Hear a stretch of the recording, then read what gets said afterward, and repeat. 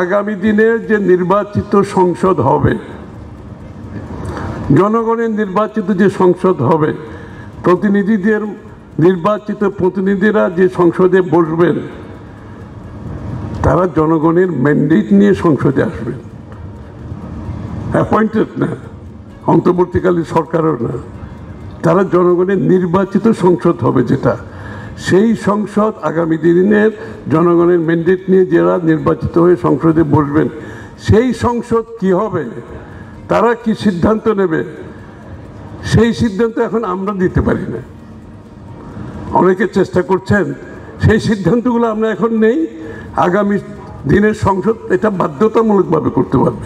এটা গণতন্ত্রের কোনো সংজ্ঞায় পড়ে না, কোনো সংজ্ঞায় পড়ে না। সুতরাং যতটুকু ঐক্যমত হয়েছে, সনদ সই হয়েছে, chapter closed, let us go to election. ইলেকশনে গিয়ে জনগণের কাছে নিয়ে যাই। আপনাদের যদি নিজস্ব কোনো দাবি দেওয়া থাকে, কোনো প্রোগ্রাম থাকে আগামী দিনের জন্য, দয়া করে জনগণের কাছে যান। এইখানে বসে, ঢাকায় বসে এইগুলো নিয়ে ঝগড়াঝাটি করে সময় নষ্ট না করে, অন্যদের কাউকে বাধ্য না করে আপনি জনগণের কাছে যান। আমরা তো এতদিন জনগণের মালিকানার কথা বলেছি, তাই না? বলেছে না?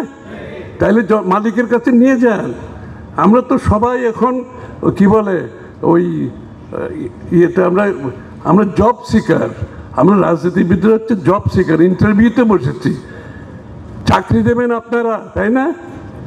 আমরা তো ইন্টারভিউ দিচ্ছি জনগণের, চাকরি দেওয়ার মালিক আপনারা, আপনারা তো জনগণ। তো তাদেরকে বলছি জনগণের কাছে যান, জনগণের ম্যান্ডেট নিয়ে আসেন। এইখানে আপনি যদি মালিক হয়ে যান, এখন যে জনগণকে এতদিন মালিক বললেন, জনগণের কাছে আপনি যাচ্ছেন না। এখন আমরা নিজেরাই মালিক হয়ে যাচ্ছি, আমরাই সিদ্ধান্ত নিচ্ছি বাংলাদেশ এটা হবে, সেটা হবে, ওইটা হবে, হইতে হবে। আরে তাহলে জনগণ কোথায় গেল? আমি তো জনগণ দেখতে পাচ্ছি না এখানে। আমরা নিজেরাই তো মালিক হয়ে গেছি, আমরাই সিদ্ধান্ত নেওয়ার চেষ্টা করতেছি। কোনো সরকারের সিদ্ধান্ত, আগামী সংসদ কী করবে কোনো সরকারও সিদ্ধান্ত দিতে পারবে না, কোনো ঐক্যমত কমিশনও সিদ্ধান্ত দিতে পারবে না, কোনো রাজনৈতিক দলও সিদ্ধান্ত দিতে পারবে না। দয়া করে জনগণের কাছে যান আগামী নির্বাচনে, জনগণের ম্যান্ডেট নিয়ে তারপরে সংসদে এসে আপনার দাবি দেওয়া পূরণ করেন।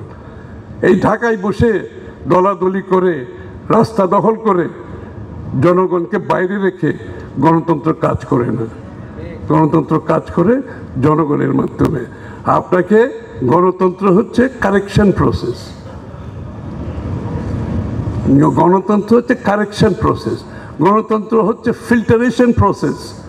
এই প্রসেস হচ্ছে নির্বাচনের পর নির্বাচনের পর নির্বাচনের মাধ্যমে, এই প্রসেসের মাধ্যমে একটি দেশে রাজনীতির উন্নয়ন হয়, অর্থনীতির উন্নয়ন হয়, সমাজের উন্নয়ন হয়। ঢাকায় বসে আমরা কিছু লোক বসে সেই সিদ্ধান্ত দেওয়ার কেউ আমাদেরকে মালিকানা দেয় নাই, সেই দায়িত্ব কাউকে দেয় নাই।